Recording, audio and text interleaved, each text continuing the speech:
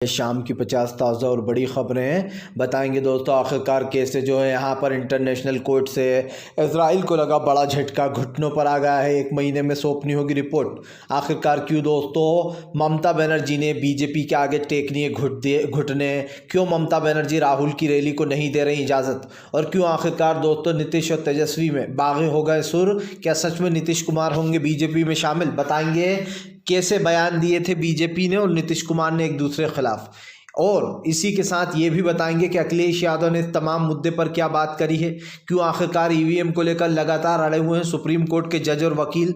तमाम मुद्दों पर होगी बात, लेकिन उससे पहले अगर आपने अब तक हमारे चैनल को सब्सक्राइब नहीं किया है जल्दी से कर लीजिए। पास में एक घंटी आएगी, इसको ज़रूर दबाइए ताकि हर वीडियो की अपडेट आपको मिल पाए। दरअसल दोस्तों आपको बता दें चले, इंटरनेशनल कोर्ट से इजराइल को अब तक का सबसे बड़ा झटका। इंटरनेशनल कोर्ट ने इजराइल को ज़बरदस्त तरीके से घेरा। दरअसल आपको बता दें चले, जंग के बीच इंटरनेशनल कोर्ट का फैसला आ गया है। इंटरनेशनल कोर्ट ने गजा में नरसंहार को रोकने का आदेश दिया है। 1 महीने के अंतर्गत जो है यहाँ पर अंतर्राष्ट्रीय न्यायालय ने आदेश दिया है कि फ़िलहाल इजराइल की ये सुनिश्चित करे कि उनकी जो ये ख़ास कर ये जो हमले हो रहा है ये गजा में नरसंहार नहीं कर रहा है, और वहीं मानवीय स्थिति सुधारवादी का भी काम करें। इसके अंदर 1 महीने के अंदर इनको रिपोर्ट सौंपना होगी। आपको बता दें अब इजराइल पूरी तरीके से घिर चुका है। आखिरकार दोस्तों ऐसा क्या हुआ कि ममता बनर्जी ने राहुल गांधी की भारत जोड़ो न्याय यात्रा को ही रोक दिया। आपको बता दें चले दोस्तों, पश्चिम बंगाल में भारत जोड़ो यात्रा को बताया जा रहा है ना राहुल गांधी को इसकी इजाज़त दी गई, और ना ही राहुल गांधी के बोलने पर भी रोक लगाई जा रही है। आप समझिए दोस्तों, एक तरफ नीतीश है, दूसरी तरफ जो है वो ममता बनर्जी हैं। आखिरकार दोस्तों ममता बनर्जी के दिमाग में चल क्या रहा है, ये सबसे बड़ा सवाल है। आपको बता दें चले दोस्तों, इंडिया गठबंधन में ये बड़े चेहरे थे जिनको लेकर पूरा कॉन्फिडेंस था कि भैया चुनावों के वक्त बहुत सारी सीटें आएंगी, क्योंकि जाहिर सी बात है बंगाल में ममता बनर्जी का दबदबा है। लेकिन दोस्तों ममता बनर्जी का ये जो बिहेवियर है ये सोच से परे है, क्योंकि एक चीज़ समझिए दोस्तों, आप इस वक्त ममता बनर्जी कहीं ना कहीं बीजेपी का फ़ायदा करा रही हैं, या फिर यूँ मान लिया जाए कि क्या ममता बनर्जी ने घुटने टेक दिए हैं दोस्तों बीजेपी के आगे। क्योंकि जो चीज़ हमें दिखाई दे रही है सामने से, उससे तो यही पता चल रहा है भाई राहुल गांधी की भारत जोड़ो यात्रा पर आपने रोक लगा दी, उनको जो है रैली नहीं करने दी जा रही। तो दोस्तों एक तरीके से ये तो लोकतंत्र की हत्या ही हुई कि ममता बनर्जी भी बीजेपी की राह पर ही चल रही हैं एक तरीके से, फ़िलहाल तो यही दिख रहा है। हालांकि ममता बनर्जी एक अच्छी सीएम है, उन्होंने अपने बंगाल में कभी हिंदू मुसलमान नहीं किया, लेकिन ये जो हरकत ममता बनर्जी कर रही हैं ये सच में बहुत निंदनीय है। और इसलिए भी कि क्या ममता बनर्जी ने अगर बीजेपी के सामने घुटने टेके तो दोस्तों सबकी नज़र में वो भी वही बन जाएंगी जो बाकी के दल बदलू लोग होते हैं। आपको बता दें चले दोस्तों, फ़िलहाल भी है एक बार फिर से जो है यहाँ पर दोस्तों हमास इजराइल की जंग के बीच में हूतीस के यमन के हूतीस विद्रोहियों का बड़ा हमला दोस्तों फिर से अमेरिकी शिप को 2 घंटे के अंदर बना लिया अपना निशाना। दरअसल आपको बता दें चले, अमेरिका की सेना ने जिन जगहों पर हमले किए थे दोस्तों, उसी जगहों से निकल कर हूतीस ने फिर से एक बार अमेरिका की शिप को बना लिया 2 घंटे के अंदर अपना निशाना। आपको बता दें चले दोस्तों, अब अमेरिका पूरी तरीके से बौखला गया है, क्योंकि सीधी सी बात यह है कि यमन के हूतीस को रोकना अब अमेरिका के बस की बात नहीं है।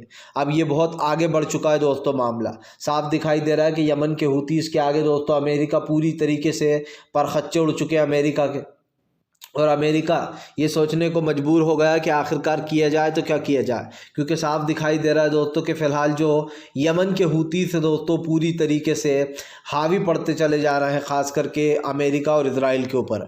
आपको बता दें चले दोस्तों, फ़िलहाल तेजस्वी और नीतीश के बीच में चल क्या रहा है। जी हाँ, बढ़ गया है सियासी पारा। 28 तारीख का यानी कि दोस्तों कल की तारीख में नीतीश कुमार क्या सच में बीजेपी में हो जाएंगे शामिल? क्या नीतीश कुमार और बीजेपी थूक के चाटने वालों में से?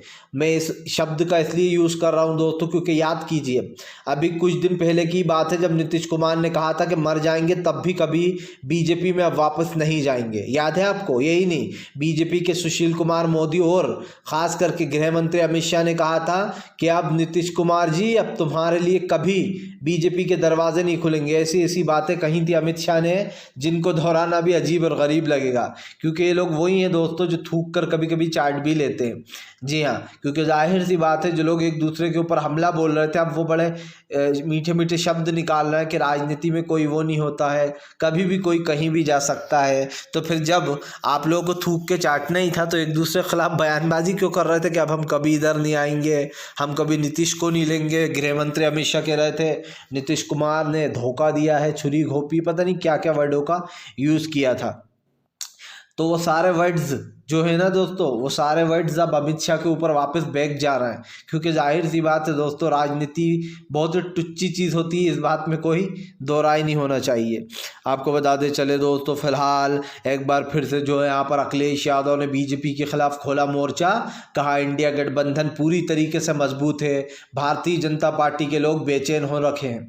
दरअसल अखिलेश यादव ने बड़ा बयान दिया है जहाँ पर उनका कहना है कि नीतीश कुमार जी पर हमें पूरा भरोसा है, वो कोई भी ऐसा फैसला नहीं लेंगे जिससे कि इंडिया गठबंधन को नुकसान हो। यही नहीं, नीतीश कुमार ने जो है बड़ा ऐलान किया और कहा है कि फिलहाल अखिलेश यादव ने बड़ा ऐलान करते हुए कहा कि इंडिया गठबंधन वैसा का वैसा ही है, मजबूत, उसमें कोई भी तो वो नहीं है। आपको बताते चले दोस्तों, दरअसल इंडिया गठबंधन बनने से पहले बिखरने के आसार नज़र आ रहा है। बीजेपी को साफ पता चल गया था कि इंडिया गठबंधन दोस्तों बीजेपी को चुनाव हरा देगा, इसीलिए अब नीतीश कुमार के सुर बागे हो चुके हैं। और दूसरी तरफ बंगाल में ममता बनर्जी खेल कर रही हैं। जाहिर सी बात है दोस्तों, ये दोनों ही बड़ी पार्टियां हैं, जेडीयू भी बड़ी पार्टी है और बंगाल में ममता बनर्जी का दबदबा है।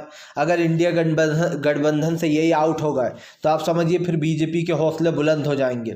जो बीजेपी बड़े बड़े दावे कर रही थी कि उससे किसी की ज़रूरत नहीं है, 400 सीटें जीतेगी, अचानक नीतीश की ज़रूरत क्यों पड़ गई? क्योंकि बीजेपी दोस्तों रिस्क नहीं लेना चाहती, उसे पता है कि वो चुनाव हार रही है, इसीलिए बीजेपी ने इंडिया गठबंधन को तोड़ना शुरू कर दिया है। लेकिन सीधी सी बात यह है कि अभी भी वक्त है।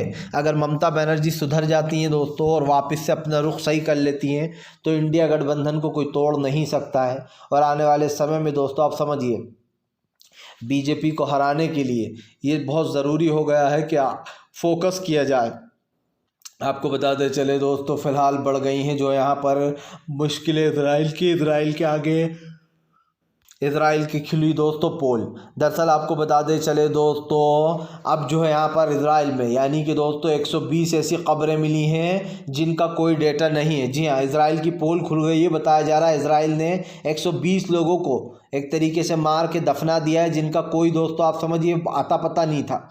ऐसी 120 खबरें मिली हैं जिसके ऊपर अब इज़राइल घिर गया है। दरअसल इज़राइल दोस्तों लगातार नरसंहार कर रहा है। जाहिर सी बात है उसने कई बंधकों को लगता है मार के दफना दिया है। इसी को लेकर 120 खबरें मिली, जिसके बाद जो यहाँ पर इज़राइल की पोल खुलती हुई नज़र आ रही है। जो इज़राइल बार बार हमास पर यह आरोप लगाता है कि हमास उसके लोगों को मार रहा है, जबकि दोस्तों आप समझिए हम 120 सामूहिक खबरें सामने आई हैं। रिपोर्ट में इज़राइल के आतंकवाद को बेनकाब कर दिया है। आप समझिए इज़राइल का जो आतंकवाद है वो पूरी तरीके से बेनकाब हो चुका है इन खबरों के मिलने के बाद। अब लोग पूछ रहे हैं ये 120 खबरें किसकी हैं, कौन होंगे? आप समझिए कौन है वो लोग जिसको इज़राइल ने मौत के घाट उतार दिया है।